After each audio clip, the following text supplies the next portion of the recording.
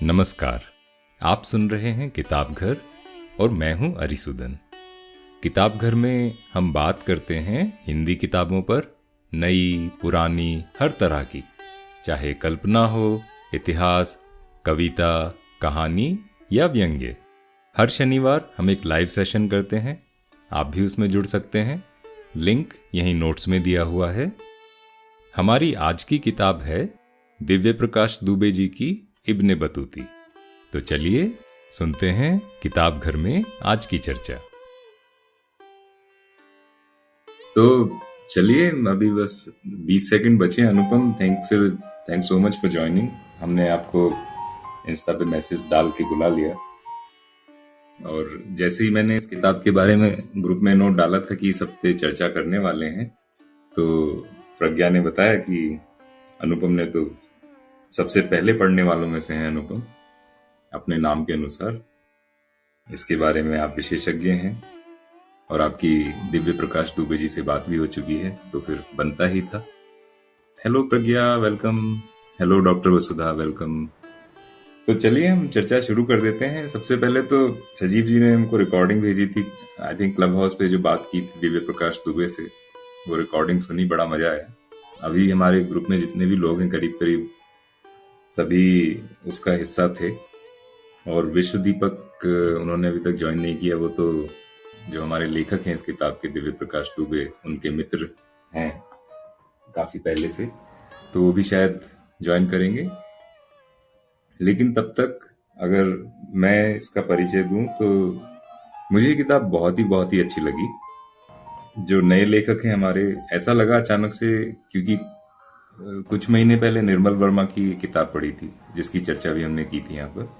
एक बार तो ऐसा लगा कि निर्मल वर्मा जो है वो टाइम ट्रेवल करके 20 साल आगे पहुंच गए और उन्होंने फिर से एक किताब लिख डाली, क्योंकि जिस तरह की दार्शनिक गहराइयां निर्मल वर्मा की लेखनी में मिलती हैं, उनकी किताबों में दिखती हैं, बिल्कुल उसी तरह की, लेकिन उसका कॉन्टेक्स्ट एकदम बदला हुआ आजकल के कॉन्टेक्स्ट में।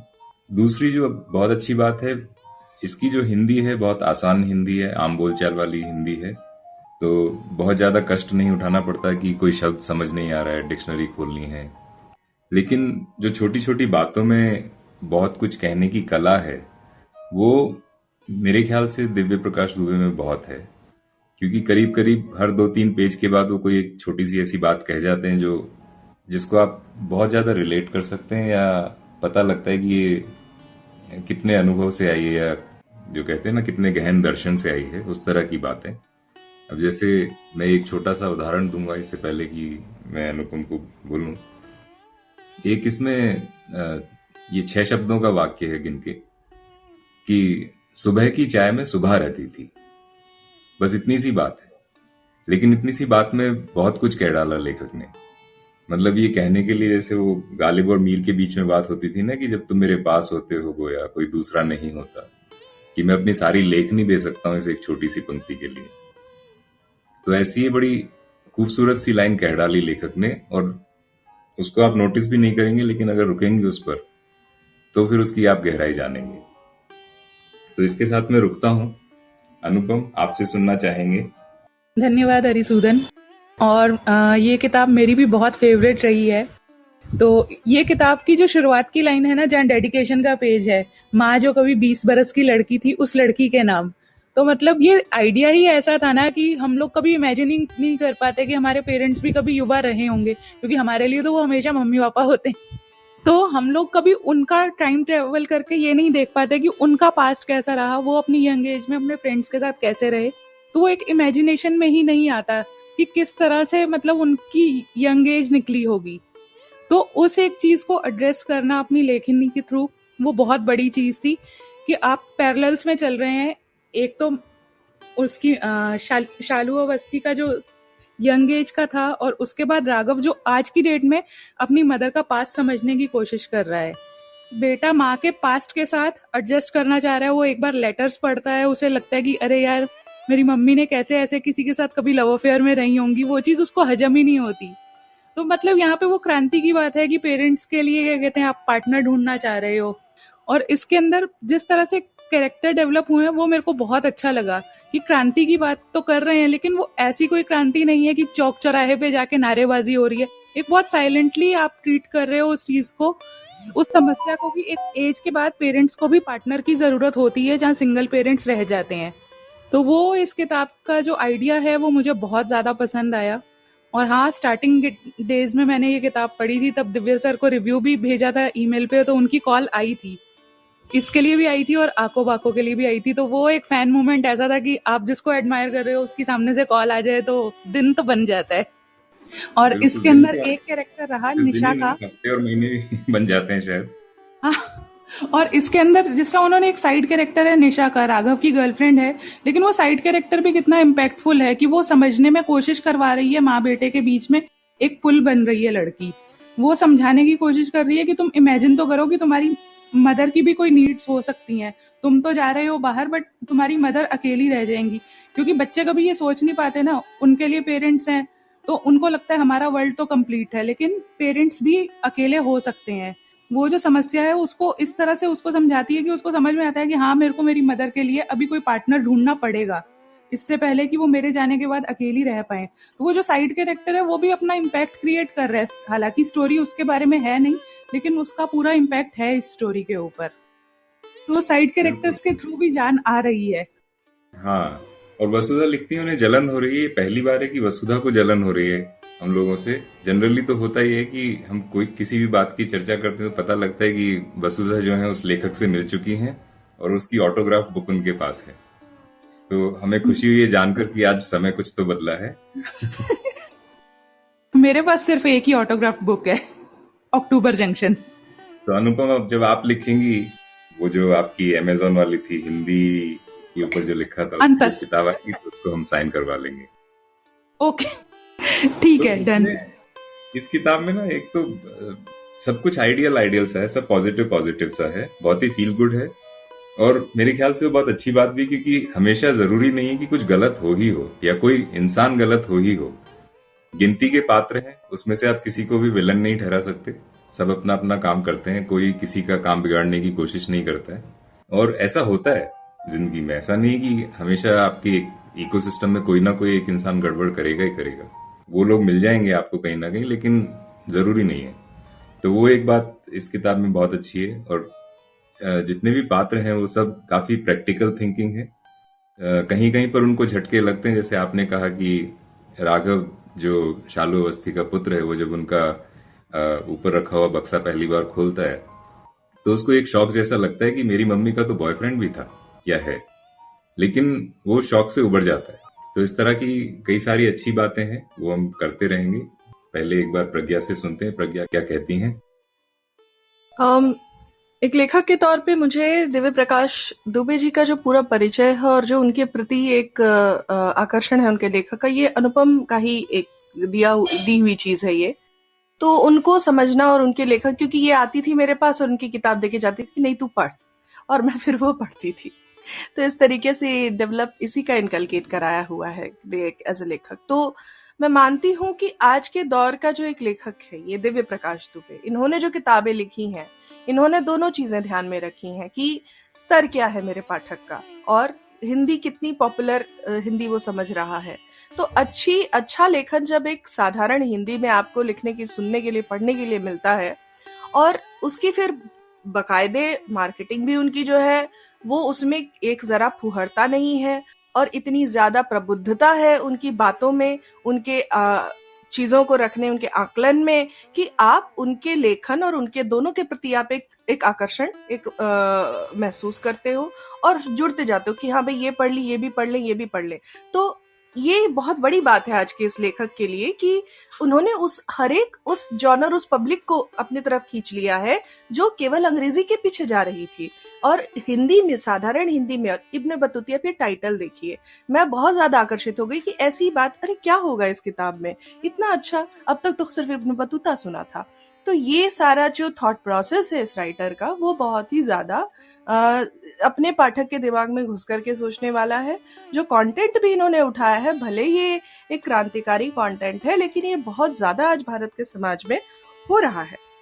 खुद मेरे जीवन से जुड़ी ये घटना मुझे लगने लगती है जब मैं ये किताब पढ़ती हूँ। तो तो क्योंकि कुछ इस तरीके के कदम मैंने भी उठाए हैं, बहुत लोगों ने उठाए होंगे जिनको लगा होगा।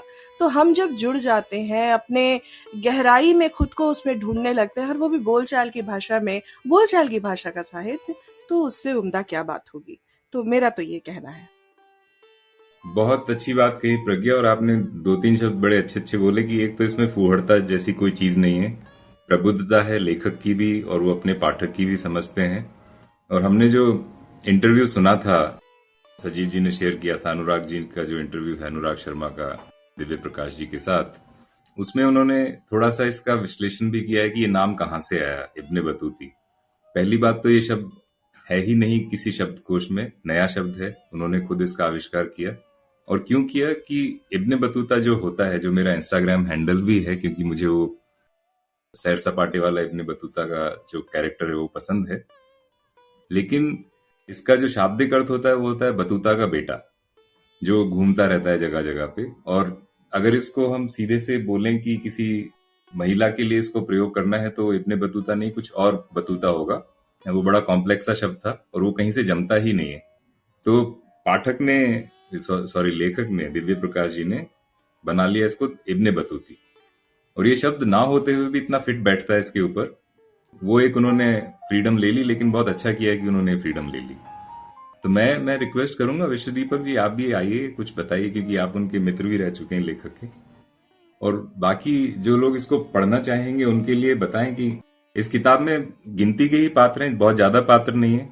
शालू अवस्थी हैं जो माँ हैं, राघव हैं जो उनके पुत्र हैं, और निशा उनकी गर्लफ्रेंड है। और जैसे अनुपम ने कहा कि निशा साइड में रहते हुए भी अपना रोल जो है बहुत अच्छे से निभाती हैं। और फिर एक बीच में प्रोफेसर साहब आ जाते हैं, वो भी अपना पात्र निभाते चलते हैं। लेकिन जो सारी कहानी है वो इर्द गिर्द घूमती है शालू अवस्थी और राघव जो पुत्र हैं। और इन्हीं दोनों का जो कहते हैं ना, इनकी जो रस्साकशी है, जो आपस का प्रेम है, वो सब चलता रहता है साथ में। अब इसमें जैसे माँ की बात है, और जैसे अनुपम ने शुरू में कहा था कि हम लोगों को पता ही नहीं रहता है कि हमारे माँ बाप भी कभी यंग रहे होंगे, तो इसमें एक सुंदर सी बात उसी के ऊपर लिखी है कि हम अपने माँ बाप को जानते तो हैं, लेकिन कभी यह नहीं सोच पाते कि ये लोग भी 20 साल के रहे होंगे, कभी उन्हें भी पहला प्यार हुआ होगा। तो इस तरह की बात है जो बहुत ही गहरी है कि हम, हमारी जो जीवन की आपाधापी होती है उसमें इन चीजों को बहुत ही सामान्य सा समझ के इग्नोर ही कर देते हैं, सोचते ही नहीं है इसके बारे में। अच्छा, विश्वदीपक जी जुड़ गए हमारे साथ, वेलकम जी। नमस्कार। तो विश्वदीपक जी, आप उनके मित्र रहे हैं, आप बताइए कुछ। जी, तो क्लब हाउस पे जब ये डिस्कशन हुआ था उस वक्त सैडली मैंने बुक पढ़ी नहीं थी, तो उस समय बस उनके पिछले जितना उन्होंने लिखा था उस पर बातचीत मैंने की थी, लेकिन उसके बाद मैंने किताब पढ़ी और थोड़ा सा जैसा अनुपम जी ने बताया, प्रज्ञा जी ने बताया, अभी जैसे जो हमारा ये ग्रुप है हिंदी यूम का ग्रुप, जो ये कहानियां या नॉवेल्स लिखते हैं, इसमें सत्यव्यास भी आते हैं, अगर मैंने वो उनकी किताब भी शायद आपको कभी बताई होगी, तो और निरोत्तम मृणाल भी आते हैं। इन लोगों की खासियत रही है शुरू से कि ये लोग पहले से ही कुछ ऐसे कंट्रोवर्शियल टॉपिक उठा लेते हैं, सत्यव्यास हो या फिर आपके जो बाकी राइटर्स हैं, दिव्य प्रकाश दुबे जिनको हम लोग डीपी बोलते हैं ऐसे, वो इनसे बचते रहे हैं। अगर आप उनका फेसबुक प्रोफाइल भी देखोगे आप, तो वो लिखने से बचते हैं, लेकिन ऐसा नहीं कि उनका थॉट वैसा नहीं है। अगर फोन पे बात कर लो, उनके पास वैसे विचार भरे हुए हैं, लेकिन वो लेखन पे ज्यादा ध्यान देते हैं। ये इनकी पहली किताब मुझे लगी जहां उन्होंने बीच में जाके ऐसा संवेदनशील मुद्दा उठाया। अगर आप आगे पढ़ोगे, जहां उनके कॉलेज की जिंदगी बताते हैं, काफी ही वो सेंसिटिव मुद्दा है। और सबसे अच्छी बात ये मानी जाएगी, इन्होंने किसी का साइड नहीं लिया। वो मुद्दा उठाते हुए भी उन्होंने नहीं बताया क्या कि जो मंडल कमीशन आया था या उस समय जो कमंडल ये प्रॉपर जो राम मंदिर का जो भी आंदोलन हुआ, वो उन्होंने सारे घटनाओं का जिक्र किया है, उसमें लेफ्ट का भी जिक्र किया है, लेकिन कोई साइड नहीं लिया। हीरो बस एक चूंकि छोटी कास्ट से आता है तो वो चुप हो जाता है, क्योंकि लोग उसे चिढ़ाने लगते हैं कि अब तुम्हें तो मिल जाएगा, तुम्हें नौकरी मिल जाएगी, तुम्हें फायदा होगा। लेकिन वो कहीं ऐसा नहीं होता कि कोई बड़ा सा कदम उठाता हो, नक्सलवादी बन जाता हो, ऐसा कुछ भी उन्होंने नहीं लिखा है इसमें। या फिर ऐसा है कि हीरोइन किसी कारण से कुछ विचारों के डिफरेंस से अलग होती है, वैसा भी नहीं है। हीरोइन भी अगर अलग होती है तो इसलिए क्योंकि हीरो ही खुद अपने आप को साइड करना शुरू करता है। तो मुद्दों को उठाते हुए भी उन्होंने मुद्दों का एक जिक्र किया है ताकि पाठक समझ जाए कि क्या बताना चाह रहे हैं। लेकिन किसी टॉपिक को ना लेते हुए जो उनका मेन जो उनका रहा है शुरू से, जो उन्होंने लोगों ने जिन्होंने उन्हें शुरू से पढ़ा होगा, उनकी पहली किताब से टर्म्स एंड कंडीशंस अप्लाई, जो बाद में शर्तें लागू के नाम से वापस रिलीज हुई थी, अक्टूबर जंक्शन आया, और भी किताबें ऐसी आई थी या आपका ये भी उनका एक ऑडिबल पे भी आता है, ये पीएमसी पिया मिलन चौक, जो उन्होंने ये सुना होगा, वो जानते हैं कि इनका मुख्य जो विषय है वो प्रेम है, वो लव स्टोरीज लिखते हैं। और आको बाको जा में जो अनुपम जी ने उसका भी जिक्र किया, आको बाको आप जब पढ़ेंगे वो पता चलेगा कि उनकी लव स्टोरीज का जो रेंज है काफी बड़ा हो गया है। मेरी बातचीत हो रही थी हिंदी उनके जो आपके संपादक हैं, एक तो हमारे वसीम भाई हैं, वसीम जी, दूसरे एक और हैं हमारे मनीष वंदे मातरम। उनसे जब बात हो रही थी तो उन्होंने खुद बताया कि जिस लेवल पे जाके अब दिव्य लिख रहे हैं, आको बाको की कुछ कहानियां जहां उन्होंने सुगर डैडी का जिक्र तक कर दिया है, वैसे हिंदी साहित्य में, ऐसे पॉपुलर साहित्य में लोग लिखने से बचते हैं। तो दिव्य ने काफी अपना रेंज बड़ा किया है, काफी आगे बढ़े हैं, और इसे चूंकि हम पुराने लोग जुड़े हैं तो हमें काफी प्राउड फील होता है। सजीव जी नीचे चले आए लिसनर में, अगर वो स्पीकर में होते तो वो भी बताते कि हमें काफी प्राउड होता है। और आज जहां दिव्य पहुंच चुके हैं वो तो अलग ही एक लेवल है, जहां वो अब सिखाते भी हैं, कहानियां लिखना सिखाते हैं। तो मैं ओवरऑल मैंने बताया उनके बारे में, कहानी के बारे में और नोवेल के बारे में तो आप लोगों ने बताया ही, अच्छे से बता दिया है। बहुत बहुत बढ़िया बात है विश्व। और जो आपने बोला ना कि वो कंट्रोवर्शियल टॉपिक से एकदम साइड से निकल जाते हैं जी, उसको एकदम इतिहास के घटनाक्रम की तरह से, जैसे कोई निष्पक्ष होकर देख रहा हो उस तरह से वो मेंशन कर देते हैं दोनों तरफ की बातें, और बस उससे आगे निकल जाते हैं। वो एक बस ये है कि मोड़ जैसा बन जाता है उस कहानी में। तो हम सस्पेंस तो नहीं खोलेंगे जैसी हमारे मित्रों की रिक्वेस्ट है, लेकिन इसमें जी, इसलिए मैंने आगे का नहीं बताया, इसलिए जो घटनाक्रम है वो 3-4 महीने का ही है सारा इस कहानी में। बस ये है कि कभी कभी कुछ जो पात्र हैं वो थोड़ा सा समय में पीछे चले जाते हैं कुछ बातें याद करने के लिए, लेकिन जो मूल कहानी है वो 3-3.5 महीने में सिमट जाती है।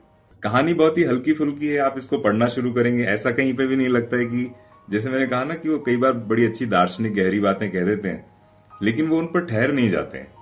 कई लेखकों को आप पढ़ेंगे ना कि वो एक दार्शनिक बात करना शुरू करेंगे और अगले 3-4 पेज तक फिर वही चलता रहेगा। तो जिन पाठकों को पसंद नहीं आता है वो सीधे से उसको स्किप मार देते हैं। उस तरह का काम नहीं किया, बस छोटी छोटी बातें करके कहानी आगे एकदम कूदना शुरू कर देती है। तो वो भी एक इसकी बड़ी अच्छी बात है। और इसकी जो कई सारी जो हमने इसकी लाइनों को हाईलाइट करके रखा है वो तो कई सारी तो बड़ी बड़ी खूबसूरत हैं। जैसे एक था जिसमें वो शायद लखनऊ का किस्सा कहते हैं, जब राघव और निशा का प्यार पनपता है तो कहते हैं कि शुक्ला चाट वाले से 1 चम्मच मीठी चटनी एक्स्ट्रा लेकर पहले खुद थोड़ी सी खा ली, उसी चम्मच से राघव को चटा दी, फिर एहसान जताते हुए बोली कि चल आज से मैं तेरी गर्लफ्रेंड हो गई। अब किसी और की तरफ देखा तो 10 सैंडल मारूंगी और गिनूंगी 1। और इसके बाद एक पंक्ति और जोड़ देते हैं कि मारेंगे 10 गिनेंगे 1, ये लखनऊ की प्राचीनतम और जरूरी परंपराओं में से एक रहा है। इस तरह की कई सारी बड़ी अच्छी अच्छी बातें हैं। और खासतौर पे जो लोग हिंदी बेल्ट से आते हैं, MP UP राजस्थान, वो जानते हैं कि मारेंगे 10 गिनेंगे एक बहुत ही लोकप्रिय कहावत, मुहावरा, जो भी कहें इसको, बन चुका है, उक्ति बन चुकी है। तो इस तरह की कई सारी सुंदर सुंदर बातें हैं कि आप कहते हैं कि अब प्यार को छत पर कपड़े सुखाने का, पतंग उड़ाने का इंतजार कहाँ करना पड़ता था। अब तो व्हाट्सएप में लास्ट सीन से जूझती हुई दुनिया क्या जाने कि चिट्ठियों और पर्चियों का इंतजार क्या होता है। बिल्कुल प्रैक्टिकल बात है। अब हमारी जो दुनिया है, व्हाट्सएप में देखते हैं कि लास्ट सीन और जो डबल टिक और ब्लू टिक पता नहीं क्या क्या आ गए हैं। वो क्या जाने की जब पहले 15 दिन में चिट्ठी आती थी तो 1 या 2-3 पेज की चिट्ठी लिखकर आप भूल जाते थे और फिर बस इंतजार करते रहते थे। तो इस तरह की बहुत सारी हैं। अगर हम सब छोटी छोटी पंक्तियों की बात करेंगे तो बहुत समय लगेगा। अनुपम, और क्या कहेंगे आप? अनुपम तो कुछ नहीं कह रही हैं, अनम्यूट है, अभी भी म्यूटेड है। तो मैं यहाँ पर बहुत प्रभावित हूँ दिव्य प्रकाश दुबे जी से। मेरी आवाज आ रही है? कि जब हम दिव्य प्रकाश जी को सुन रहे थे, जो उनकी बातें थी, उनसे एक सवाल किया गया था कि आपने क्या क्रांति की है, या फिर आप जो है कैसे समझते हैं कि एक लेखक के तौर पे आपकी तरफ से कोई क्रांति हुई है, क्योंकि आप तो क्रांति से बच के निकलते हैं। एक आक्षेप आया था उनके ऊपर उस चर्चा के दौरान, तो उन्होंने बहुत अच्छी बात की थी। उन्होंने कहा था कि मुझे लगता है कि हिंदी साहित्य में मुख्य धारा में जुड़ करके और पूरा जीवन अपना इसको दे करके आज की तारीख में, इस उम्र में मैंने बहुत बड़ी क्रांति की है, क्योंकि कल की डेट में, पिछली डेट में, जो एयरपोर्ट पे आपका जो एक आम नागरिक हुआ करता था, हिंदी की किताब उठाने में जिसको शर्म आती थी, हिंदी का अखबार उठाने में जिसको शर्म आती थी, वो आज मेरी किताबें फ्लॉन्ट करके जा रहा है। तो क्या ये क्रांति आपको नहीं लगती? तो ये बात मुझे छू गई थी, मुझे लगा बहुत सही बात है। इस तरीके से अपना पूरा करियर छोड़ करके हिंदी के लिए जुट जाना, ये क्रांति ही नहीं तो और क्या है।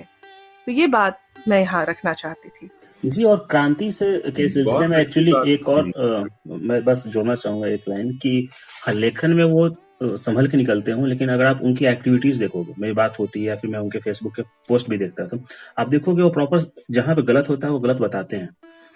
इस कारण से उन्हें कई गालियां भी पड़ती हैं, और जिसका दुख उन्होंने एक बार मुझे बताया भी था कि मैंने फेसबुक पे लिखना छोड़ दिया है इस कारण से। लोग समझते नहीं हैं, वो जानते हैं कहाँ पे क्या करना है, कहाँ लिखने से क्रांति होगी और कहाँ पे काम करने से। हाँ, और बहुत अच्छी बात कही प्रज्ञा और वीडी भाई आप। इनफैक्ट कई सारे लेखक जो हैं हमारे आज के, वो अब यही करने लगे हैं कि वो कोई एक पक्ष ना लेकर दोनों पक्षों की तरफ से बोलते हैं।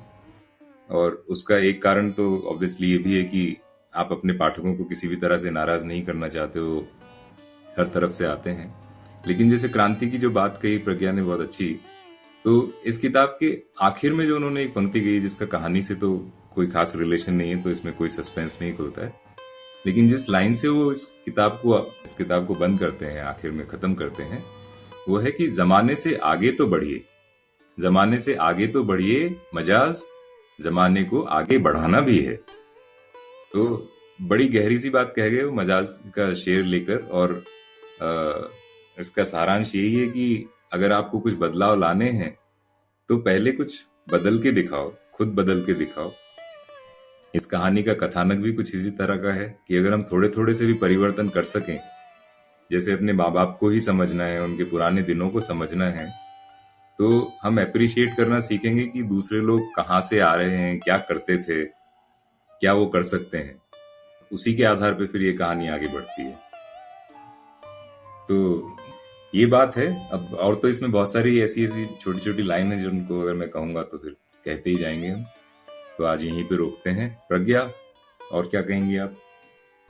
मैं तो यही कहना चाहूंगी कि इनकी किताबों को एक सीरीज से पढ़िए, क्योंकि छोटे शहरों में, भारत के छोटे शहरों में या फिर महानगरों में, जो हम लोग अच्छा एंटरटेनमेंट के दौर में ये रील्स देख के और यूं ही मोबाइल को बैठे देख करके जो समय निकाल दे रहे हैं, उससे बेहतर है कि इन कहानियों को हम पढ़ें, क्योंकि इसमें न सिर्फ एक हेल्दी मनोरंजन मिलता है रिसुदन, कहानी लेखन की क्षमता भी बिल्ड होती है। तो एक तरीके से वे एक अपनी किताबों के माध्यम से एक टीचर हैं। मैं तो यही कहूंगी, तो इन किताबों को जरूर पढ़ा जाना चाहिए। बिल्कुल सही बात। और हमारे नीचे झड़प चल रही है, डॉक्टर वसुधा और विश्वदीपक की प्रतियोगिता चल रही है कि मैं मिल विश्वदीपक जी कह रहे हैं मैं उनकी शादी में जा चुका हूँ। तो हमने दोनों में से कुछ भी नहीं किया, लेकिन किताब पढ़ी और किताब के माध्यम से लेखक को थोड़ा समझने जानने का मौका मिला है और प्रशंसक बनने का मौका मिला है। लेकिन प्रज्ञा, जैसे आपने कहा, बहुत अच्छी बात कही कि अब हिंदी की किताब उठाने में लोगों को गर्व महसूस हो, आराम से उठाएं बिना किसी शर्म के कि कौन हिंदी पढ़ रहा है। ये थी इस हफ्ते की किताब। अगले अंक में हम एक वार्ता करेंगे नवोदित लेखिका हेमा बिष्ट के साथ। हमसे जुड़ने के लिए आपका बहुत बहुत धन्यवाद। स्वस्थ रहें, प्रसन्न रहें, और हाँ, इस चैनल को लाइक और सब्सक्राइब करना ना भूलें।